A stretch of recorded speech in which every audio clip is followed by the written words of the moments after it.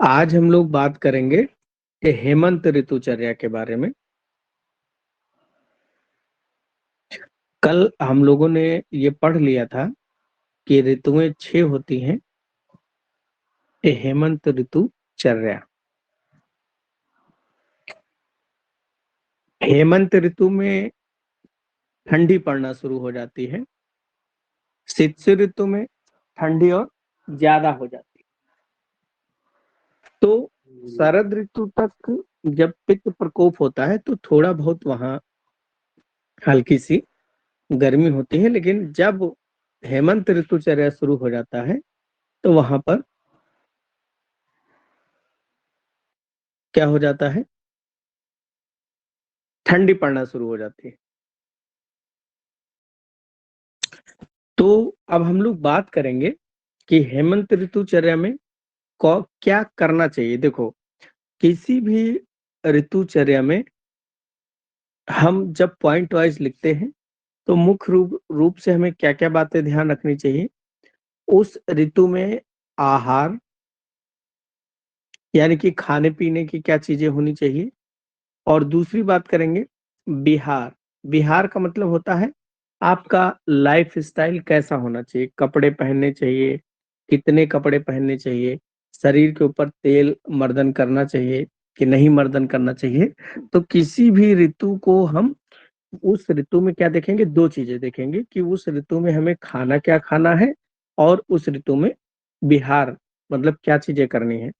ऋतु पढ़ने से पहले, ऋतुचर्या पढ़ने से पहले हमें दो तीन बातें और चीजें जानना आवश्यक है। एक शब्द होता है ऋतु संधि। एक शब्द होता है ऋतु संधि। ये 14 दिन का समय होता है। ऋतु संधि कितने दिन का समय होता है? 14 दिन का समय होता है। इस पे भी कभी कभी शॉर्ट नोट लिखने के लिए आ जाता है। अब जैसा कि इसका नाम है, ऋतु और संधि दो शब्द हैं। संधि का मतलब होता है जुड़ना, आपको भी पता है जुड़ना, और ऋतु का आपस में जुड़ना। तो ये 14 दिन का जो समय होता है इसको हम 7-7 दिन में बांट लें। 7 दिन और 7 दिन। ये जो 7 दिन का समय होता है ये जाती हुई ऋतु का, जाती हुई ऋतु का 7 दिन। और ये जो 7 दिन है ये आती हुई ऋतु का, आती हुई ऋतु का 7 दिन। जब दोनों को ज्वाइन करेंगे तो कितना हो जाएगा? 14 दिन हो जाएगा।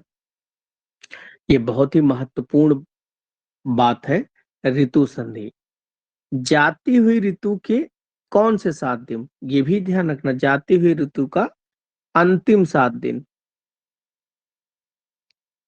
अंतिम 7 दिन। और आती हुई ऋतु का, इसमें लिख लें, प्रारंभ के 7 दिन।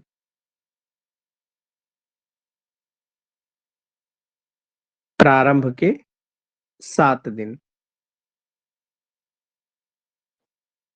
ठीक है। जैसे इस समय, वर्तमान समय में अगर देखें तो बसंत ऋतु जाने वाली है, ग्रीष्म ऋतु आने वाली। 14 अप्रैल के बाद ग्रीष्म ऋतु शुरू हो जाएगी, है ना। तो जो एक समय रहेगा, कौन सा समय रहेगा? समय आपका 14 अप्रैल से लेके अगले 7 दिन, यानी कि 21 अप्रैल तक, ये ग्रीष्म ऋतु के शुरुआत के 7 दिन है। और 7 अप्रैल से लेके 14 अप्रैल तक का जो ये 7 दिन का समय है ये बसंत ऋतु जाने वाली है उसके 7 दिन है। तो टोटल 7 अप्रैल से लेके 21 अप्रैल तक का जो ये बीच का 14 दिन का समय है इसे हम ऋतु संधि कहते हैं। इसका इम्पोर्टेंट क्या है? ऋतु संधि का क्या इम्पोर्टेंट है? तो ये जो 7 दिन है, अंतिम 7 दिन, तो जाती हुई ऋतु के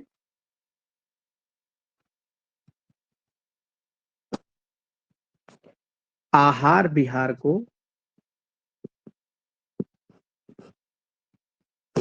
छोड़ना चाहिए।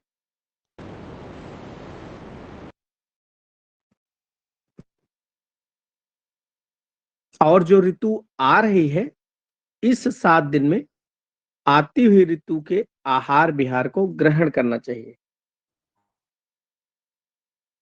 आती हुई ऋतु के आहार विहार को ग्रहण करना चाहिए।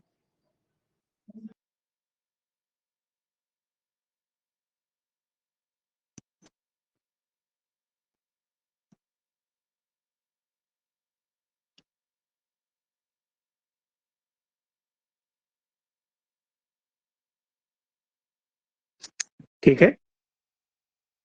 अब इसका मतलब समझो। हम लोग पढ़ रहे हैं ऋतु संधि। संधि का मतलब क्या है? जुड़ना। तो दो ऋतुओं का आपस में जुड़ना। तो जाती हुई ऋतु के अंतिम 7 दिन, जैसे इस समय बसंत ऋतु जाने वाली है तो इसके आखिरी के 7 दिन, ग्रीष्म ऋतु आने वाली है इसके प्रारंभ के 7 दिन, ये 14 दिन का जो समय है, ये ऋतु संधि कहलाता है। अब इसका क्या महत्व है दैनिक जीवन में? तो जाती हुई जो ऋतु है, उसके आहार को जो आखिरी के 7 दिन है उसमें धीरे धीरे छोड़ना चाहिए। जैसे मैं कहूं कि बसंत ऋतु में हम जो चीजें खाते हैं उनको धीरे धीरे से छोड़ना चाहिए। आगे जब गर्मी आती है तो गर्मी में क्या होता है? शरीर की अग्नि बहुत कम हो जाती है। तो जैसे कोई पूड़ी पराठा भारी चीज आप खा लेंगे तो क्या होगा? पचा ही नहीं पाएगा शरीर। अब पता लगे आप बसंत ऋतु में खाना ठीक ठाक खा रहे हैं, मांस खा रहे हैं, एल्कोहल ले रहे हैं, और गर्मी में जब यही चीजें लेंगे तो आपकी तबीयत खराब हो जाएगी, क्योंकि शरीर आपका डाइजेस्ट ही नहीं कर पाएगा। क्योंकि उस समय शरीर में अग्नि जो होती है, वो शरीर के अंदर पाचन शक्ति कम हो जाती है और बाहर जो होता है वो गर्मी बढ़ जाती है।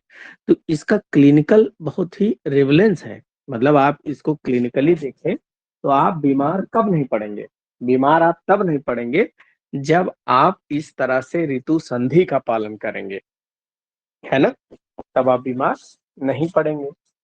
अब ये दो चीजें हम जो बात करेंगे किसी भी ऋतु के आहार विहार के बारे में, तो सबसे पहले हम लोग देखेंगे हेमंत ऋतुचर्या के बारे में।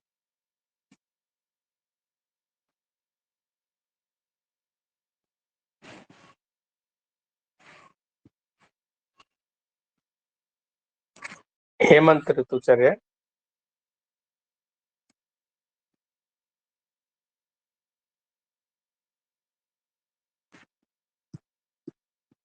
तो इसको भी हम दो भागों में बांट लें। आहार क्या लेना है और विहार क्या करना है। यानी कि खाने पीने की कौन सी चीजें होनी चाहिए, और पहनने के लिए या आग में बैठे धूप में बैठे क्या करना चाहिए। तो दो प्रकार से हम इस ऋतुचर्या को बांट सकते हैं। अब हम लोग बात करते हैं पहले खाने के लिए।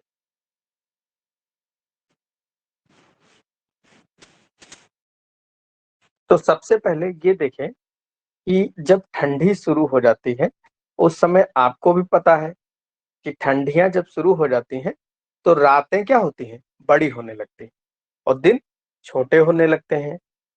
तो रातें जब बड़ी होती हैं तो सुबह भूख भी लग जाती है। तो सुबह क्या जल्दी से नाश्ता करना चाहिए? तो उसके लिए बताया वाग्भट ने कि इस ऋतु में स्निग्ध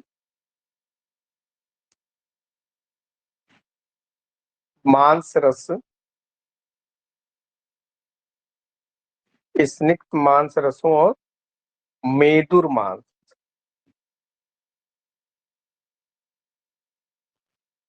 को खाएं। स्निग्ध मांस रस क्या होता है? रस का मतलब होता है निचोड़।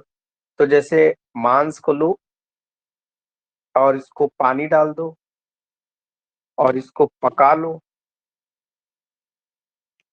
तो जो पकाने के बाद क्या करें? छान लो। और छानने के बाद में इसको जो रस निकलेगा उसमें स्निग्ध यानी कि इसमें घी मिला दें या तेल मिला दें या वसा मिला दें या मज्जा मिला दें, ये जो 4 चीजें हैं ये क्या कहलाती हैं? ये कहलाती हैं स्नेह। तो इसको जब मिलाएंगे तो ये जो पूरा चीज बनेगा इसको ही हम कहते हैं स्निग्ध मांस रस। क्या कहेंगे इसे हम? इसे कहेंगे स्निग्ध मांस रस। तो ये स्निग्ध मांस रस आपको समझ में आया कि मांस को उसको कूट कर पानी में डालकर उसको उबालकर फिर उसको छान कर निचोड़ लेते हैं, जो रस प्राप्त होता है उसमें फिर घी तेल वसा मज्जा कुछ मिलाकर स्निग्ध मांस रस तैयार कर ले। दूसरी बात यहाँ क्या कही गई है? मेदुर मांस। क्या बताया गया है? मेदुर। मेदुर का मतलब मेद युक्त मांस। मेद युक्त। अब मेद क्या होता है? मेद शरीर के अंदर जो आपके फैट होता है वो मेद कहलाता है। एक शरीर के अंदर चर्बी होती, दो चीजें होती हैं, चर्बी। चर्बी जैसे सुअर में चर्बी बहुत है तो चर्बी जो होती है वो वसा कहलाता है। जो मेद होता है वो कोलेस्ट्रॉल समझो। मेद क्या है? कोलेस्ट्रॉल जैसा प्योर होता है। जो देखो आपको आयुर्वेद में 3 शब्द मिलेंगे। एक मिलेगा वसा, एक मिलेगा मज्जा और एक मिलेगा मेद। ये तीनों चीजें क्या है? वैसे देखा जाए तो तीनों चीजें ये फैट है, लेकिन वसा क्या है? जो चर्बी की बात करते हैं आप लोग, फैट की। मज्जा क्या है? जो हड्डी के अंदर भरी होता है, हड्डी के अंदर ये भरा होता है। और इसी मज्जा दो प्रकार की होती है, एक पीत मज्जा और एक रक्त मज्जा। ये सब क्रिया शरीर में मिलेगा। पीत मतलब येलो बोन मैरो और रक्त मतलब रेड बोन मैरो। और रेड बोन मैरो से ही आपको पता है कि आगे आरबीसी वगैरह बनती है ना? और मेद क्या है? जो शरीर में लिपिड चीजें होती है, जैसे शरीर के अंदर कोलेस्ट्रॉल। कोलेस्ट्रॉल क्या है? कोलेस्ट्रॉल आपका मेद हो जाएगा। तो वसा क्या है? चर्बी, हड्डी के अंदर जो बड़ा मेद। तो यहाँ पर आपको कैसा लेना है? ये कोलेस्ट्रॉल युक्त जो शुद्ध मेद होता है इसको आपको लेना है। जैसे सबसे ज्यादा मेद की बात करें तो जो बकरा होता है उसमें मेद बहुत होता है, तो उसके मांस को अगर कोई सेवन करे तो बहुत बलशाली हो जाता है। तो ये ऐसे खा सकते हैं। फिर उसके बाद में क्या खाएं? आपने मांस वगैरह खा लिया हेमंत ऋतु में। फिर गुड़ से बने पदार्थ।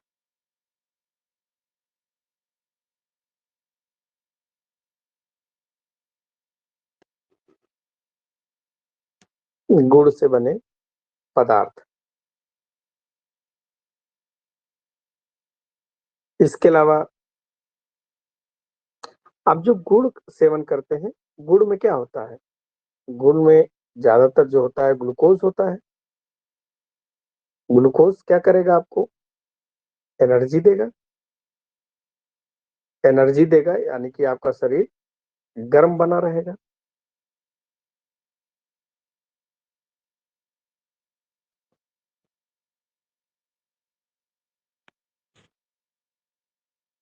जब ठंडियां पड़ती हैं तो ठंडी पड़ते समय आपकी ज्यादातर जो ऊर्जा है वो आपका शरीर का तापमान मेंटेन करने में जाता है। जैसे बात करें, हम लोग क्या है? हम लोग होम्योथर्म है। होम्योथर्म यानी कि हमारे शरीर का जो तापमान है फिक्स होता है 98.6 डिग्री फ़ारेनहाइट। इससे कम हो जाए, अगर इससे कम हो जाए तो फिर हाइपोथर्मिया हो जाएगा। इससे ज्यादा हो जाए तो क्या होगा? तब पायरेक्सिया हो जाएगा।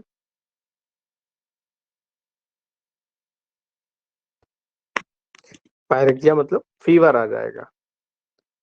और दोनों ही जो कंडीशन है वो कैसी हैं? वो पैथोलॉजिकल है, यानी कि दोनों ही पैथोलॉजिकल मतलब रोग युक्त है।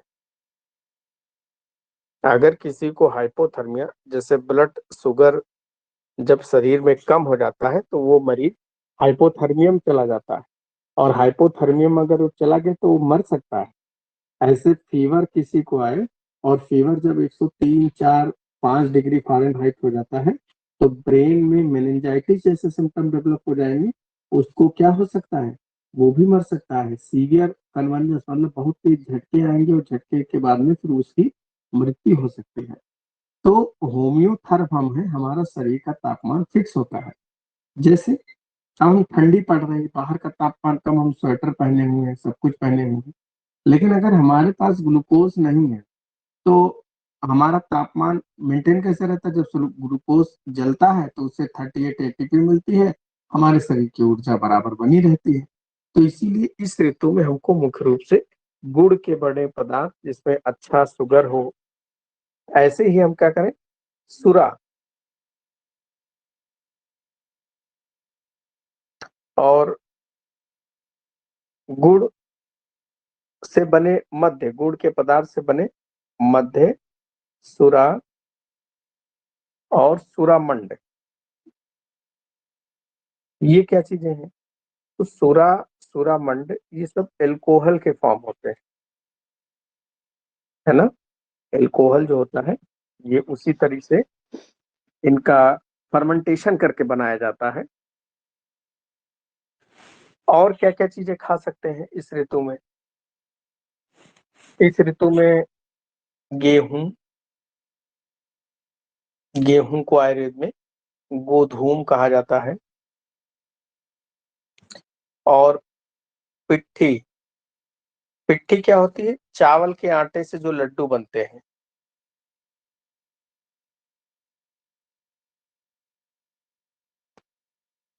चावल के आटे के लड्डू, उसको क्या कहते हैं? पिट्ठी कहते हैं। गन्ने का रस, उड़द, उड़द को आयुर्वेद में मांस कहा जाता है। गन्ने का रस, गन्ने का रस उस प्रकार से नहीं, जो गर्मियों में मिलता है वो गन्ने का रस नहीं। ठंडियों में गन्ने का रस, गन्ने की पेराई होती है उस समय, तो उसको हल्का सा उबाल के थोड़ा सा रस गाढ़ा करके पिया जाता है। दूध, दूध वाले पदार्थ, ये सारी चीजें हमको सेवन करनी चाहिए। इसी समय हमको नूतन अन्न, नूतन अन्न कहते हैं नया अनाज, इसको खाना चाहिए। वसा, दाल, इनका सेवन करें। नूतन अन्न क्यों खाना चाहिए? ये भी एक प्रश्न पूछने वाली बात है कि नूतन अन्न ही क्यों खाना चाहिए इस ऋतु में। तो जो नूतन अन्न नया अनाज होता है, इसका ग्लाइसेमिक इंडेक्स ज्यादा होता है,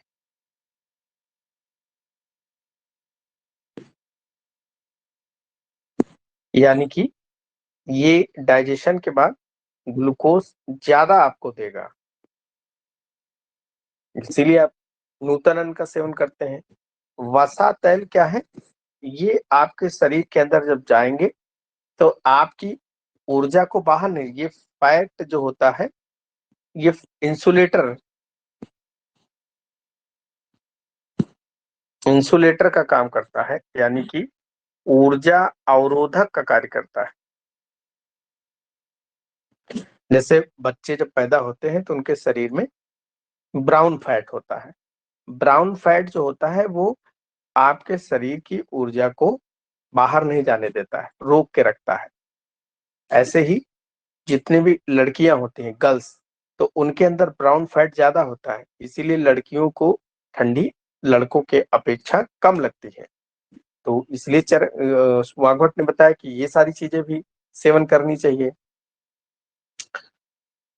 और उसके बाद में क्या करें कि गुनगुने पानी से नहाएं।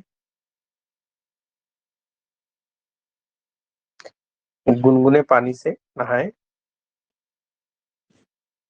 सबको पता है गुनगुने पानी से ही नहाना चाहिए, क्योंकि ठंडी लग जाएगी ठंडे पानी से नहाएंगे।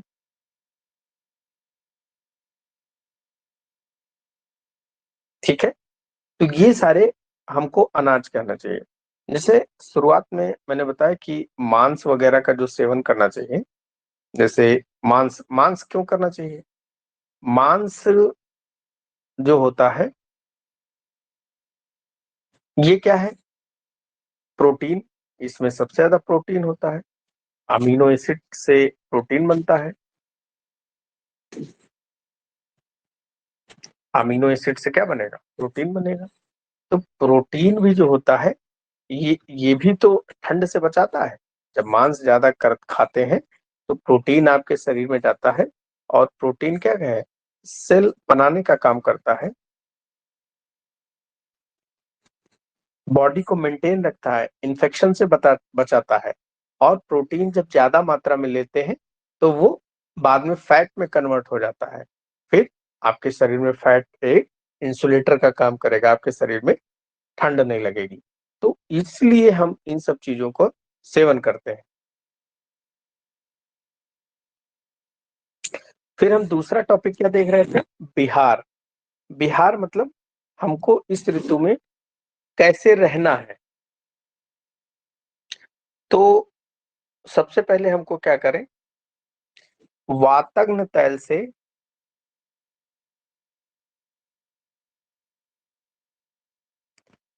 अभ्यंग। अभ्यंग मतलब मसाज। जैसे आप क्या करें कि अपने शरीर को रगड़ें, मसाज करें, तो उससे क्या होगा? एनर्जी बढ़ जाती है, शरीर में मुलायम हो जाता है ना? इसीलिए अभ्यंग करते हैं। सिर पर तैल लगाएं।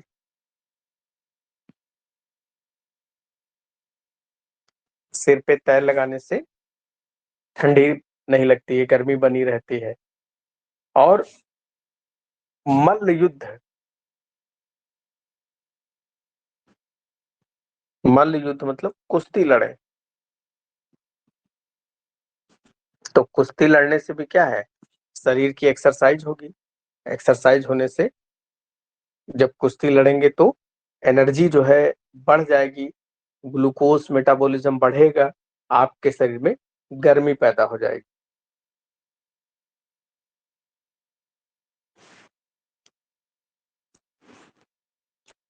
इसके अलावा शरीर पर कस्तूरी मिश्रित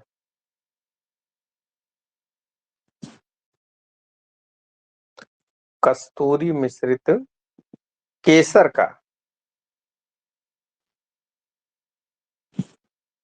शरीर पर लेप करें।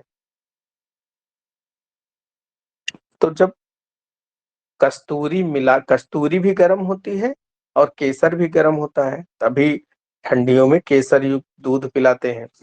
तो दोनों चीजें जब गर्म होंगी तो इनका शरीर पे लेप कराएंगे तो क्या होगा? आपके शरीर में और गर्मी बढ़ जाएगी। अगरू का धूप दें। अगरू का धूप दें। अगरू का लेप भी करते हैं। जब हम लोग चरक पढ़ेंगे तो वहां देखेंगे कि अगरू का लेप भी करते हैं, क्योंकि अगरू भी क्या होता है? जो गेरू होता है अगरू, वो गर्म होता है। गर्म होने के कारण इसका लेप करते हैं। देखो, अगरू अलग है और गेरू जो भी मैंने बताया गैरिक, वो अलग है। गैरिक क्या है? एक मिट्टी होती है एक प्रकार की, जबकि अगरू क्या है? एक प्लांट से पाया जाने वाला, उसकी छाल जो होती है वो गर्म होती है, उसको लगाते हैं। इसके अलावा धूप में बैठे।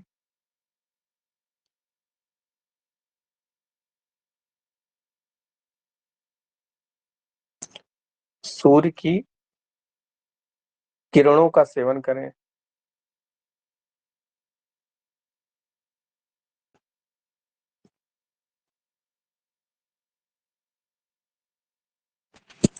देखो, सूर्य की जो किरणें होती हैं, ये जब स्किन पे पड़ती हैं,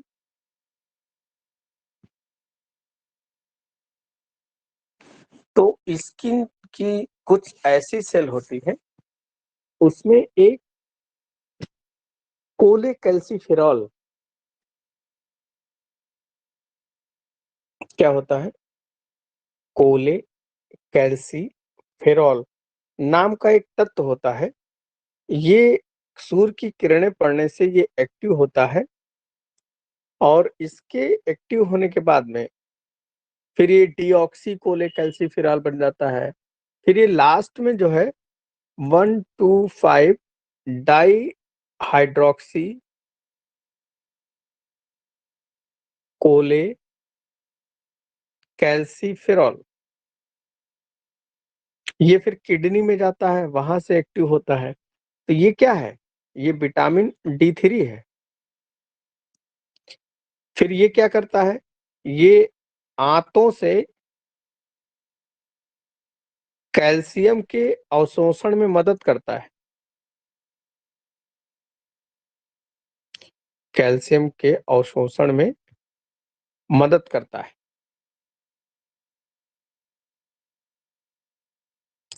ठीक है?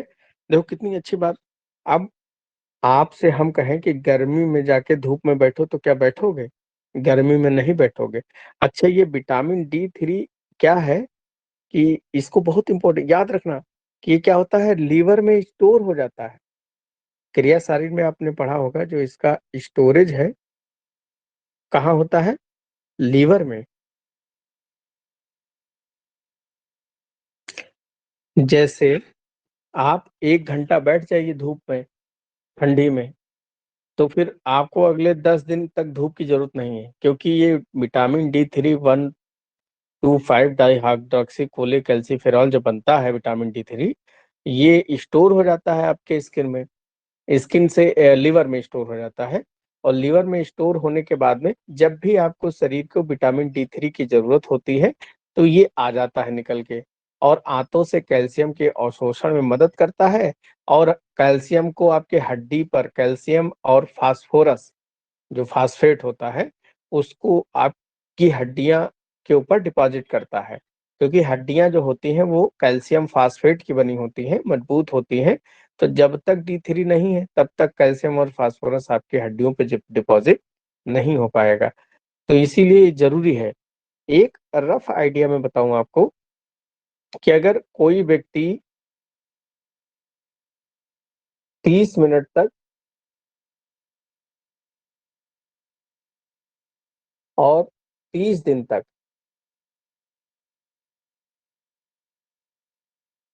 30 मिनट का इसको 40 मिनट कर लें। जैसे 40 मिनट तक 40 दिन तक 40% बॉडी को एक्सपोज करके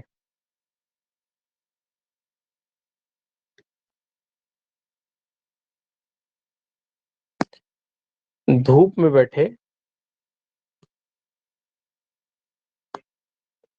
तो साल भर का D3 मिल जाएगा।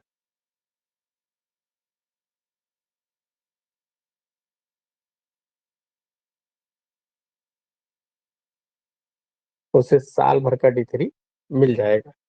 अब 40 मिनट तक 40 दिन तक 40% बॉडी को एक्सपोज करके अगर बैठे, ये एक रफ आइडिया है, किसी किताब में नहीं मिलेगा, ये मैं आप लोगों को अपनी तरफ से बता रहा हूँ कि ऐसा होता है। अब यहाँ पर सब चीज तो आप जानते हैं, बस 40% का मतलब नहीं जानते कि बॉडी का 40% क्या होगा। ये जब आप लोग फाइनल ईयर में आएंगे तो वहाँ बर्न पढ़ेंगे। बर्न मतलब कोई जल जाता है, तो उसमें एक रूल ऑफ 9 होता है, वेलेस रूल ऑफ 9। तो वो रूल ऑफ 9 की से निकाला जाता है 40%। जैसे आपका एक पूरा पैर जो है वो 18% होता है, दूसरा पैर 18%, हाथ जो होता है वो 9%, दूसरा हाथ 9%, आपके जो शरीर का बीच वाला हिस्सा है, आपका चेस्ट एरिया, एब्डोमेन एरिया दोनों मिला के 36%, है ना? पीछे का एरिया, आगे का एरिया सब मिला के। इसी तरह आपका सर जो है वो 9% होता है, तो 36% आगे और 36% पीछे, 18% सॉरी, चेस्ट और एब्डोमेन को मिला के 18%, पीठ और आपके पीछे पीछे का हिस्सा जो पीठ पूरी होती है वो 18%। इस तरह अगर आप देखें तो 40% का मतलब आप पूरा अपना सर खुला रखें, अपना पूरा फेस ओपन रखें और अपने दोनों हाथ अगर ओपन कर दें और घुटने तक का पैर ओपन कर दें तो 40% बॉडी आपकी एक्सपोज हो जाएगी और आपको साल भर का D3 मिल जाएगा, फिर आपको जरूरत नहीं पड़ेगी D3 की। तो ये सब बातें हमारे आचार्यों को पता थी, इसीलिए उन्होंने बताया कि हमको धूप में बैठना चाहिए। लेकिन हम लोग क्या करते हैं, घर में रजाई में बैठे रहते हैं, तभी जो है आजकल जो है सबकी हड्डियां बहुत कमजोर है, क्योंकि धूप नहीं लेते हैं।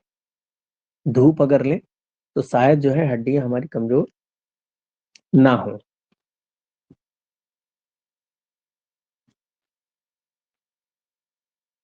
और इसी ऋतु में हम लोग जो पढ़ रहे हैं तो यहाँ पर देखेंगे कि स्वेद, स्वेद मतलब हमको शरीर में तापना उपना भी चाहिए। जैसे आप लोग देखे होंगे कि वैसे भी लोग ठंडियों में तापते हैं। तो स्वेदन, स्वेदन मतलब सिकाई, शरीर की सिकाई करनी चाहिए ताकि ठंडी वगैरह भी ना लगे और पूरे अंग जो है वो मुलायम रहे।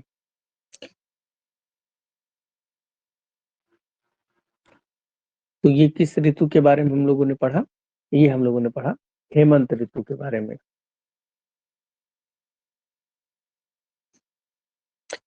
नेक्स्ट उसके आगे देखें,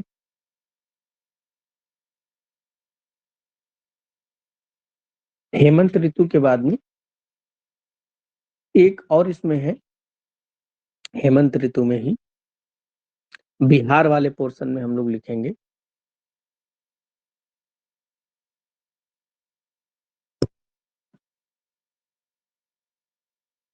इस ऋतु में पुष्ट उरु,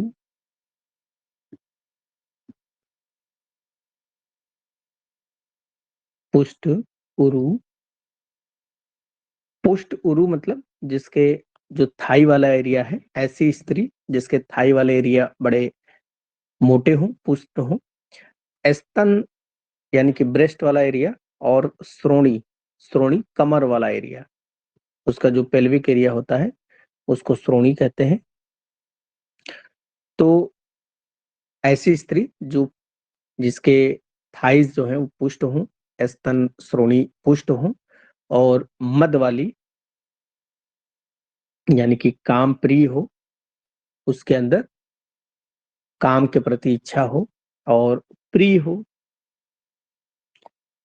धूप, केसर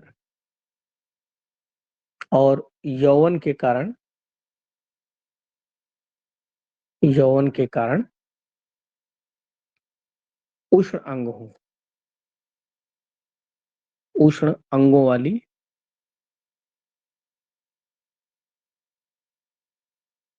स्त्रियों से मैथुन करना चाहिए।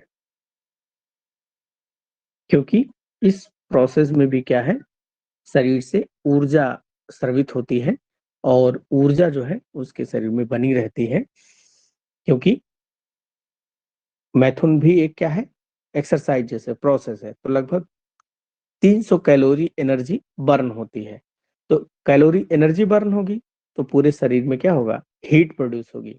तो ठंडी में वाग्भट ने कहा कि मैथुन भी करना चाहिए। इसके अलावा अंगारों की गर्मी से गर्म किए हुए घर में रहना चाहिए। तो अंगारों की गर्मी से गर्म घर में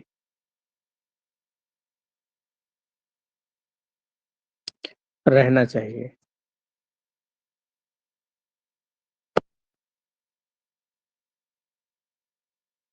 तो अंगारों से ग्रह या फिर उष्ण ग्रह में रहना चाहिए, उष्ण ग्रह में रहे। ये देखा होगा आप लोगों ने, जो इंग्लैंड अमेरिका में रहते हैं, ऑस्ट्रेलिया में रहते हैं, उन लोगों ने ये पॉइंट जो है अष्टांग हृदय का पढ़ लिया होगा कहीं। तो इसीलिए उनके घर में जब मूवी देखो फॉरेन वाली, तो उनके यहाँ क्या है, घर के अंदर जो है लकड़ी जला करती है, एक अंगीठ वो रहता है, चिमनी जैसा होता है, उसका धुआं बाहर निकलता रहता है, और उसमें अग्नि प्रज्वलित होती रहती है, जिससे पूरा घर उनका जो है वो गर्म बना रहता है। लेकिन कभी भी धुआं नहीं अंदर आना चाहिए। इसका भी विशेष रूप से ध्यान रखें कि कभी भी धुआं जो है घर के अंदर नहीं आना चाहिए। खासकर अंगीठी जो लोग जला लेते हैं और अंगीठी जला के रात में सो जाते हैं, तो उनकी मृत्यु हो सकती है, क्योंकि कमरे ठंडी में सब लोग बंद किए रहते हो, कमरे बंद हैं, धुआं अंदर है, और उस जो धुआं होता है, उस धुएं में कार्बन मोनोऑक्साइड, धुएं में क्या होता है, कार्बन मोनोऑक्साइड, ये बहुत ही विषैली गैस होती है। और ये गैस क्या होगी बच्चों, ये गैस जो आपका हीमोग्लोबिन होता है, एचबी हीमोग्लोबिन, इस हीमोग्लोबिन से जाके जुड़ जाती है इस प्रकार से। वैसे और ये जब जुड़ती है तो ये फिर टूटती नहीं है, ये ऐसे अलग नहीं होगी। जैसे हीमोग्लोबिन से तुम्हारे शरीर में ऑक्सीजन बहता है, ऑक्सीजन तुम सांस लेते हो, ऑक्सीजन जाता है, ऑक्सीजन हीमोग्लोबिन से जुड़ता है, और हीमोग्लोबिन ऑक्सीजन को ले जाकर आरबीसी जो होता है, वो जिस सेल को ऑक्सीजन की जरूरत है उस सेल को दे देता है, क्योंकि वहां पर पार्शियल प्रेशर डिफरेंस होता है, इसलिए ऑक्सीजन चला जाता है उस सेल के पास में। लेकिन कार्बन मोनोऑक्साइड गैस जब आपके आरबीसी के साथ जुड़ती है तो ये अलग नहीं होती है। जब ये अलग नहीं होगा, इसका मतलब ऑक्सीजन के जुड़ने के लिए तो जगह नहीं बची, तो ऑक्सीजन आपके शरीर में पहुंचेगा नहीं, तो आपका सांस फूल जाएगा, दम घुट जाएगा। इसी को तो बोलते हैं दम घुटना। तो दम घुट जाएगा, फिर आप मृत्यु हो सकती है। अच्छा, एक चीज और इसमें है, जैसे दो बच्चे दौड़े, दो बच्चे जैसे सामने जो है, यहाँ पर एक ऐसे रख दिया जाए कि ये चॉकलेट रखी हुई है, यहाँ पर चॉकलेट इस तरह रखी है, दो बच्चे जो है यहाँ पर ऐसे खड़े दौड़ लगा रहे हैं, तो इसमें से जो बच्चा आगे दौड़ के पहुंचेगा वो सारी चॉकलेट ले लेगा, जो पीछे रह जाएगा वो पीछे रह जाएगा। तो यहाँ क्या है, जब सीओ कार्बन मोनोऑक्साइड गैस और ऑक्सीजन जब दौड़ लगाते हैं कि कौन हीमोग्लोबिन के साथ में बाइंड हो जाएगा, तो कार्बन मोनोऑक्साइड जीत जाता है, ऑक्सीजन बहुत पीछे 100 गुना पीछे रह जाता है। कार्बन मोनोऑक्साइड गैस जो है, ये 100 गुना इसका अफिनिटी यानी कि तेजी से जुड़ने की क्षमता होती है, इसीलिए बेचारा और दम घुट जाता है। पता चले ऑक्सीजन दौड़ के भी नहीं जुड़ सकता है। तो कभी भी घर में अंगीठी, धुआं, ये सब अगर जलाएं, मुख्य रूप से ये कार्बन जो होता है अंगीठी में, मतलब क्या करते हैं ना हम लोग अंगीठी में कोयला भरते हैं, और कोयला जलने पर ही कार्बन मोनोऑक्साइड गैस निकलती है। तो कभी भी अंगीठी जलाएं तो खिड़की दरवाजे ना बंद करें, हमेशा खुला रहना चाहिए, नहीं तो फिर मृत्यु हो सकती है। तो ये बात हुई हेमंत ऋतुचर्या की। फिर इसी तरह शिशिर ऋतुचर्या,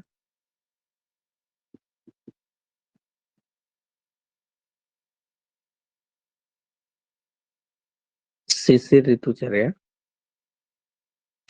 शिशिर ऋतु और हेमंत ऋतु में केवल एक चीज अंतर रहता है,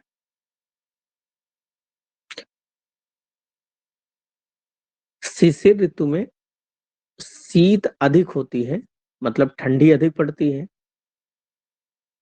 एवं आदान काल शुरू हो जाता है। आदान काल शुरू होने के कारण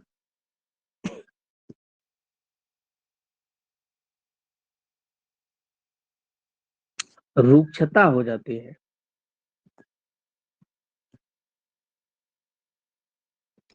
जैसे आप लोगों ने देखा होगा कि दिसंबर में ओंठ कम फटते हैं, लेकिन जनवरी में जो है ओंठ बहुत फटते हैं। 26 जनवरी पे आप लोग देखे होंगे खूब बढ़िया वैसलीन लगा के जाते हैं। तो जनवरी में ओंठ क्यों ज्यादा फटते हैं, क्योंकि आदान काल के कारण रुक्षता हो जाती है। जैसे इस समय भी क्या है, रुक्षता ज्यादा है, इसलिए ओंठ इस समय फट रहे होंगे लोगों के। तो आदान काल शुरू होने के कारण शिशिर ऋतु में रुक्षता होती है। तो शीत अधिक पड़ती है, क्योंकि ठंडी इसलिए ज्यादा पड़ती है क्योंकि कभी कभी बारिश भी हो जाती है जनवरी में। तो हेमंत ऋतुचर्या और शिशिर ऋतुचर्या में कोई अंतर नहीं है। जो कार्य हम हेमंत ऋतु में कर रहे थे सेम वही शिशिर ऋतु में करेंगे। बस अंतर इतना है कि शिशिर ऋतु में ठंडी अधिक होती है, इसलिए वो चीजें जिससे हमारे शरीर में ठंडी लग सकती है उनसे अधिक सावधानी रखनी चाहिए। बस केवल इतना ही अंतर है, बाकी कोई अंतर नहीं है। तो हम लोगों ने आज पढ़ा हेमंत ऋतुचर्या और शिशिर ऋतुचर्या के बारे में। तो कल हम लोग अब पढ़ेंगे बसंत ऋतुचर्या के बारे में। आज बस इतना ही। चलो, किसी बच्चे को कुछ पूछना है?